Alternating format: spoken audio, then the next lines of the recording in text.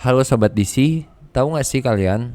Pada 14 sampai 15 Juni 2006, amukan gumpalan dari Gunung Merapi di daerah Yogyakarta mencapai ketinggian 900 meter di atas puncak. Nah, akibat dari fenomena alam tersebut, setidaknya kota Yogyakarta dan sekitarnya tertutup oleh abu vulkanik. Lalu, pada tanggal 15 Juni, aliran piroklastik. Jadi piroklastik ini tuh bebatuan plastik yang terbentuk dari material vulkanik. Jadi ketika material vulkanik dikirim dan diolah kembali melalui proses mekanik seperti dengan air, angin, bebatuan, disebut vulkanik plastik. Nah, vulkanik plastik inilah yang mengaliri sungai Gendol. Oh ya, sebelum lanjut, jangan lupa subscribe, like, dan tekan tombol loncengnya ya biar tahu update video terbaru. Oke guys, lanjut. Disclaimer dulu nih. Video ini diambil dari beberapa sumber dan untuk lebih lanjutnya bisa kunjungi website DC, yaitu disasterchannel.co. Pada 28 Mei 2006, Yogyakarta juga mengalami bencana yang hebat berupa gempa bumi. Ayo. Ayo. Putih. Ayo, ayo, ayo. Ayo, bantu di jalan. Pelan-pelan, Pak. Pelan-pelan, Pak.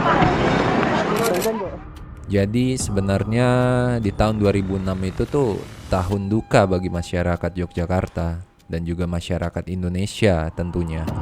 Dikarenakan dua bencana tersebut berdatangan serta memakan kerugian material maupun non-material di tahun yang sama.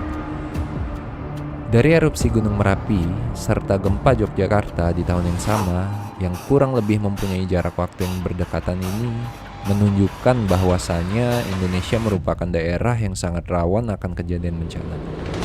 Bayangkan saja, di tahun yang sama Indonesia harus mengalami bencana yang sangat merugikan. Hal ini tentunya menunjukkan memang benar Indonesia merupakan daerah yang rawan bencana. Selain itu, juga letak geografi Indonesia secara teori memang benar adanya, berada di daerah Ring of Fire, yang syarat akan terjadinya fenomena alam yang bisa mempengaruhi kehidupan masyarakat. Dengan melihat kejadian dua bencana di wilayah Yogyakarta yang memiliki waktu berdekatan, tentunya terdapat 3 poin penting yang bisa kita ambil.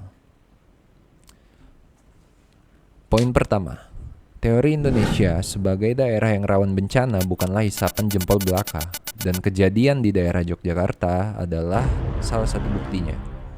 Maka dari itu, setiap masyarakat Indonesia tentunya harus mempelajari potensi bencana yang ada di daerahnya.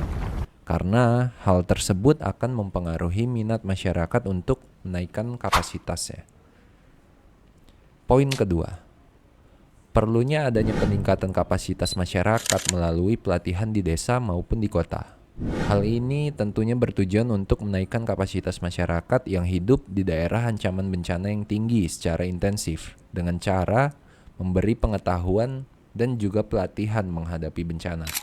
Selain itu, pembuatan rencana kontingensi bencana untuk kejadian bencana juga perlu dilakukan oleh pemerintah maupun NGO, non-government organization.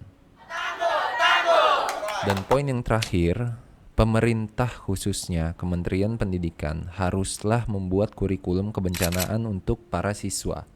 Hal ini sangatlah penting dikarenakan penaikan kapasitas masyarakat melalui pendidikan merupakan hal yang sangat efektif untuk meningkatkan pengetahuan masyarakat mengenai ancaman bencana yang ada di sekitarnya. Dari poin-poin tersebut, perlu adanya kerjasama antar lapisan masyarakat dengan pemerintah, lembaga-lembaga sosial, dan lembaga usaha demi tercapainya peningkatan kapasitas yang baik di masyarakat, terutama di daerah yang rawan bencana.